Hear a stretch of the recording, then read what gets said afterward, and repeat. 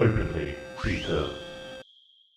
Hello everyone and welcome back to an exciting episode of Openly Beta. Today I am playing Warhammer Underworlds online.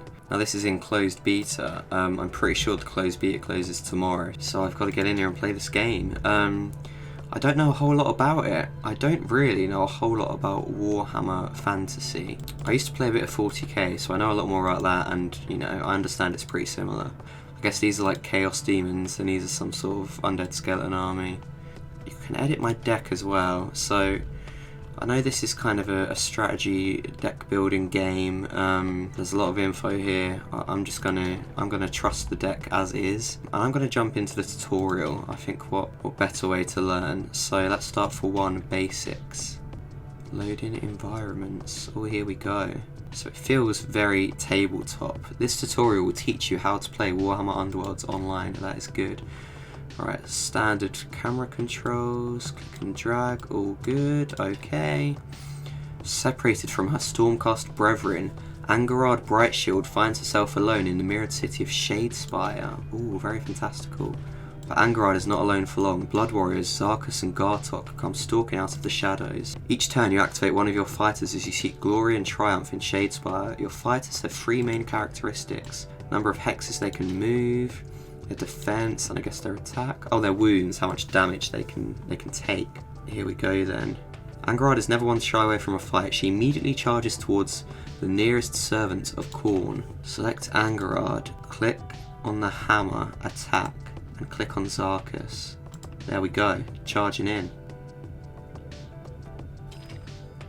Oh, let me get a little dice roll, that looks good. They roll a number of attack dice equal to the dice characteristic of the attack. Angarad is rolling 3 attack dice. Her attack needs to roll smash symbols to succeed. I guess these are smash. What has he rolled? He's rolled a defense dice. Is this good? He is looking for block results to help successfully defend. If the attacker rolls more successes than the defender, the attack succeeds and the defender takes damage. Angarad's 2 smash beats Zarkus' single block, so Zarkus takes 2 damage. Nice and easy. If an attack is a success or a draw, the attacker can choose to drive back the defender. How do I choose to... Oh, I see. Let's go back here. Angarad's Sigmarite hammer lands with a force so mighty the Blood Warrior staggers backwards.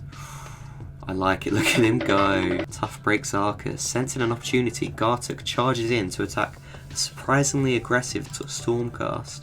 I mean, I'm probably going to annoy some loyal fans here with my lack of knowledge on lore. We've defended. That's good. The attack failed. Fortunately, Angarad's 1 block is enough to stop Gartok's 1 smash attack. Angarad brings up her shield in time to block Gartok's furious attack. Despite reeling from the blow, she is more determined than ever. Okay, so he can still knock me back. In certain circumstances, your fighters can become inspired, improving their stats and abilities. Is that like morale? Angarad and the rest of Steelheart's champions become inspired whenever they roll a block or a critical success while defending an attack. Okay. Activation 2, we got Severin. Emerging from the fog is Severin Steelheart, the leader of Steelheart's champions. With stoic determination, he strides towards the cries of battle. Since Angarad has a charge token, he is unable to move or attack for the rest of the round. Instead, we will move Severin closer to the action.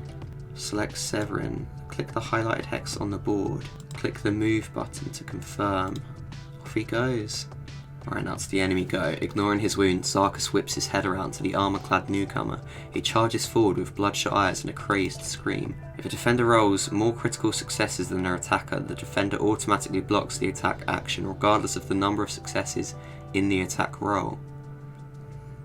Oh, I see, because he didn't roll any critical successes, so I only had to roll 1 critical success. Zarkus rolled 2 smash, but Severin's single critical success allowed him to defend. Okay, so a critical success beats everything regardless of quantity, except more critical successes. Since Severin has a move token, he is unable to move or charge for the rest of the round. However, he can still attack. Click the broadsword attack, and click on Zarkus, and now we just gotta roll. Critical success and a hammer. Both Severin and Zarkus rolled a critical success, so they will cancel each other out. However, since Severin also rolled a smash, this attack will succeed. Makes sense. I'm getting the rock paper scissors here. It's all coming together. It crumbles beneath my weight. Oh, sorry Zarkus. He's out of action. That's looking good. This is glory. It can be gained via various ways during a match. Whichever side has the most glory points at the end of the match is declared the winner. Well, that certainly looked like glory. Zarkus is out of the game. Sweet. Oh, they brought someone else in. Riptooth. Drawn by the smell of slaughter, Riptooth the Fleshhound leaps in from the shadows. Oh, look at him. Man, he's scary. Looks a bit Demigorgon-ish. We got Oberyn? Right, he's going to want to charge in here. Let's get him in the game. Wherever Riptooth is, Magor Redhand is never too far away. The leader of the Fiends vows to drown this battlefield in blood. Oh boy. Each side gets 4 activations before a round ends. When the round ends, all charge and move tokens are removed. This means fighters can charge, move, and attack again next round. Round 2, we're just getting started. At the start of a new round, each player rolls 4 dice to determine who goes first. The player who rolls the highest number of critical successes wins and gets to choose which player goes first. If both players are tied for the most critical successes or no player has rolled any, then the player with the most single supports wins. If players are still tied, then the winner is the player with the most double supports. Oh, there's a lot of maths here. Right, so I got a critical success, so I won. I go first. Sweet. Severin can see the forces of Khorne closing in. He prepares for the onslaught.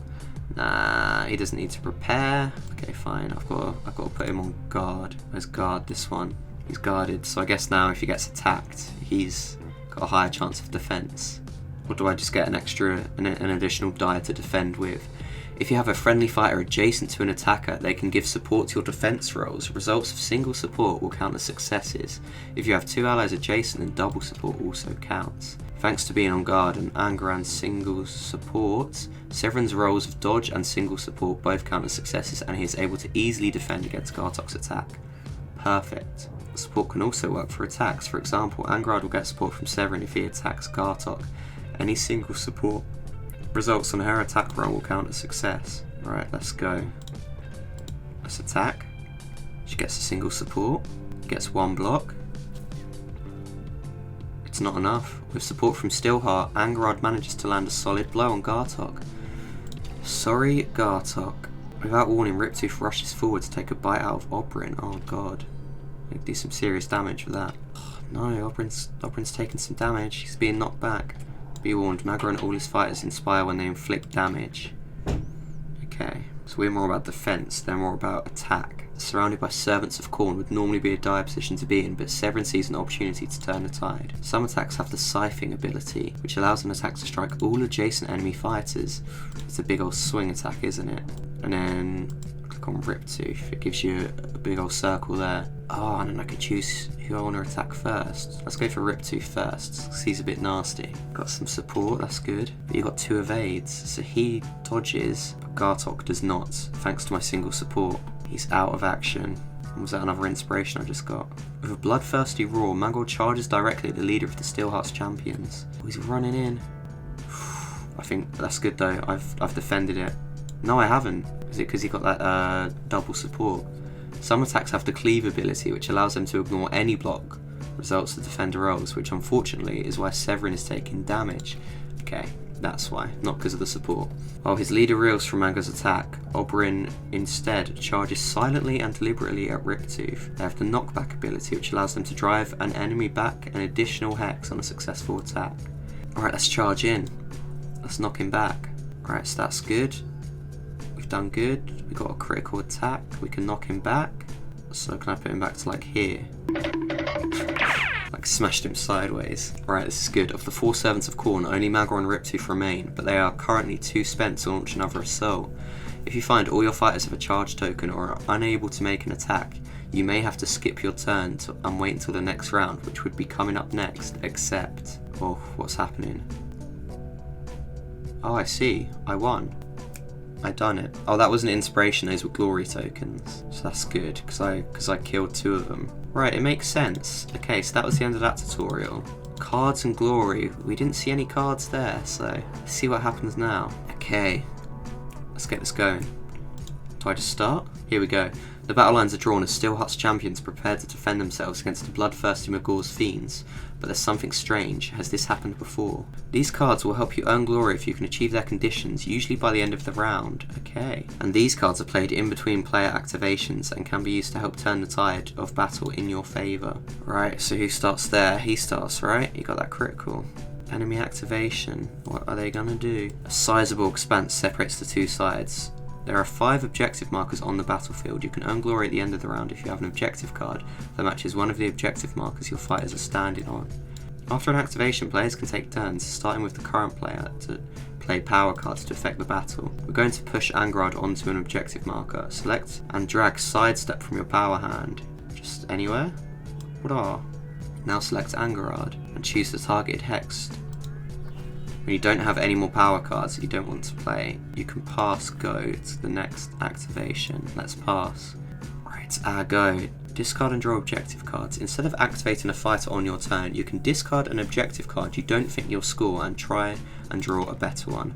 Select and drag discard and draw objective card from your objective hand onto the play area. Right, that's too far away, we don't want it. Get rid of it. Let's replace it. Hold objective 5 is a much easier objective to achieve. That's good. Now we pass. Riptooth leaves Magor's side to ready themselves within striking distance.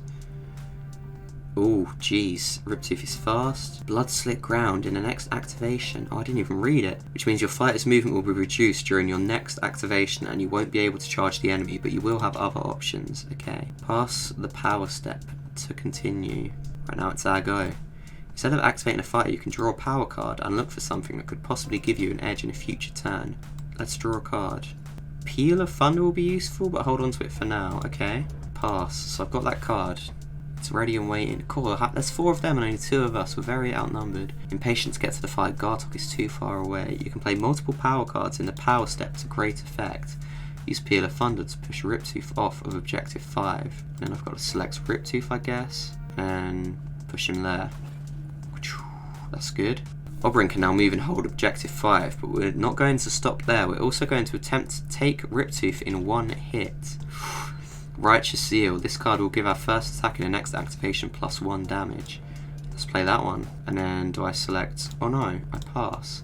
Okay, because now in my actual go, I guess that's when I'm going to take it. Now I strike. Click Oberyn, then click there. No, that's wrong. I want to click there, and then click Riptooth. And then I'm going to charge in. That's good. Critical hit. 1 defense. It's not enough. And he's out. He's out of the game. We're doing good. We're doing very good here. Upgrades are power cards that can be attached to your fighters to improve their stats, attacks, or new abilities. We can equip upgrades. Okay, let's do it. Let's equip Severin with great speed. Yep. That's good. Now he's going to be very fast. Well, there's 3 of us, not 2 of us. So the numbers have evened out, we're doing good. Oh, they've got 3 markers. Right, we're going to pass. Now it's our go. You can move much further. Select his broadsword attack. Select Zarkus. Taking advantage of Zarkus' recklessness, Severin dashes forth and brings his blade to bear on the Blood Warrior, damaging him and forcing him back. That's good, right, let's just put him back to there. Whoa! During the end phase, each player scores glory for whatever objectives they've achieved. Magor's friends have managed to score 2 glory for holding objectives 2 and 4. Magor is using his newly earned glory to equip his fighters for the next round. Oh no. Oof. There's a lot going on here. End phase, score objectives. You've managed to score all your objectives. You've secured objectives 1 and 5 and did not take a point of damage. I didn't even read these, but yeah, that's good. I've done it. Oh, drag them all on. Sweet. There's 1, there's 2, and there's 3. Oh, look at all that glory. Choose upgrade. +1 wounds. And Oberyn wants that. Making him big and strong. Some upgrades can only be equipped to certain fighters. For example, Lightning Blade can only be equipped to Severin, okay? So I guess we are giving that to Severin. Lightning Blade. You now get to draw back up to 5 cards and 3 objective cards. Ready for the start of round 2. Solid first round, solid, we've got this. I'm getting the hang of this, I think I've got it down. It's a lot of good strategy involved here. I'm liking it. Right, who wins? Do they win? 2 support? How does it work? I've forgotten the order already.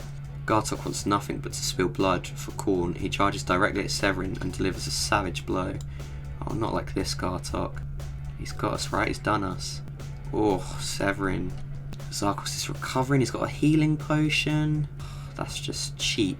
Oh, we're going to also be cheap. We're doing the same thing. Got to roll for it. I don't want to roll, just heal up. It's not as effective as we'd like, that's fine. We're passing. Ranged attacks, that's what we want. Let's get that lightning blade out from a distance. I guess that's okay, right? Or is that no good? Blocked it. Some power cards are reactions and cannot be played normally in the power step. Instead, they trigger automatically in response to specific conditions. Play this after a friendly fighter's attack action that fails. That fighter can make another attack action that targets the same fighter. Let's do it. Do I choose attack? Oh, I have to bring that up. There we go. That's good, that's critical with double support. It's not enough, Gartok, it's not enough. My God's charging in. That's good, that's blocked it, right? No, that didn't block it. Oh, is that because it was a cleaving attack or whatever it was? Some objectives can be scored midway through a round instead of waiting for the end phase. Let's use Angard to try and score lightning strikes during this activation. Okay, that sounds good. Angard, her attack, click on Gartok. That's good, that's good. Nah, that's not going to do it. Gartok, you're out, you're done. That was a lot of glory there. Stacking that up. Alright, we've done it. I got another glory. When you score a surge objective, you get to immediately draw another objective to replace it. Brave Strike. Sure, that sounds good. For Oberyn. I didn't even read what it did, but I think it's going to make him big and strong. It seems the Blood Warriors are determined to hold on to this point, with Zarkos leaping over the fallen Gartok to viciously strike at Angharad. Angharad's taken some damage. That is no good. The Fiends score their own surge objective, no escape, for charging with 3 of their fighters this round. Don't want that. Don't want them getting any objectives. The only way to deal with a follower of Khorne is to smite them down, and Severin will attempt to do just that. Severin won't just attempt, Severin will succeed. The Broadsword, Zarkos, let's charge in. That's good. That's a critical for 1 block. Not enough, Zarkos. Oh, it was enough. Some fighters have special abilities that let them automatically take a reaction. Spoke too soon. Evenly matched there, evenly matched. Zarkos gets to use his Gore Fist to counter-attack any enemy that misses an attack against him. Luckily for Severin, his counter-attack misses. Okay, that's good. This presents us with an opportunity. If we can't smite the Khorne warrior, we can at least dislodge him from that objective. Select and drag Confusion. Or are we going to switch him around? Oh, look at that. That is going to throw Zarkos right off. Brave Strike will do less damage than Sigmarite Grandhammer. With Oberyn standing by himself, he'll roll 1 more dice and have a better chance of knocking Magor off that objective marker. So let's select him. Let's click his Brave Strike attack. Let's click on Magor. Does it only going to do 1 wound? Oh no, it still did 2 wounds. That's not too shabby. Right, what now? Oh, I'm pushing him back. Oh god, I would have just been sat there for so long if I hadn't noticed that. With every fighter having taken at least some damage, Magor's Fiends are able to score River of Blood. Oh, damn it. Zarkos get a little more dangerous with +1 damage to all his attacks thanks to great strength. You have only 1 objective to score this round. Oh, that's not good, is it? End phase. You can choose to discard or keep any unscored objectives still in your hand. Drag the objectives onto the player to discard them, or click pass to keep whatever is left in your hand. Score this immediately if your warband has taken 2 or more fighters out of action in this phase. Score this in the 3rd end phase if none of your fighters are out of action. Let's just keep them both, sure. Use your unspent glory to equip any upgrades you have. This fighter and all adjacent friendly fighters go on guard. Just give that to Severin, he's kind of in the middle, right? Oh, it said it's restricted to Bright Shield, so only Angharad can have that one. Okay, sweet. Now it's round 3. What's in store for us this round? Now you've learned about using employees, upgrades, and objectives. Finish round 3. Oh man, I was kind of hoping they would just railroad me through it. What's this happening here? That was deciding who goes first. I'm having trouble keeping up, man. I mean, it's all pretty well explained, but right, I've had her there. I've had Magor. The first friendly fighter who suffers any amount of damage. Something happened, right. Score this in an end phase if all enemy fighters have been taken out of action. Score this immediately if your warband has taken 2 or more fighters out of action in this phase. Score this in the 3rd end phase if none of your fighters are out of action. So I've got to keep my guys alive, kill both of them, and then I get some good glory. That's good. Cannot support the target of the first attack action in the next activation. First attack action in the next activation gains cleave. Friendly fighters cannot be driven back by the first attack action in the next activation. Choose a friendly fighter and put them on guard. Let's go for cleave, and let's give it to Severin. I feel like I don't need that yet. Let's just go for it. Alright, it's my go.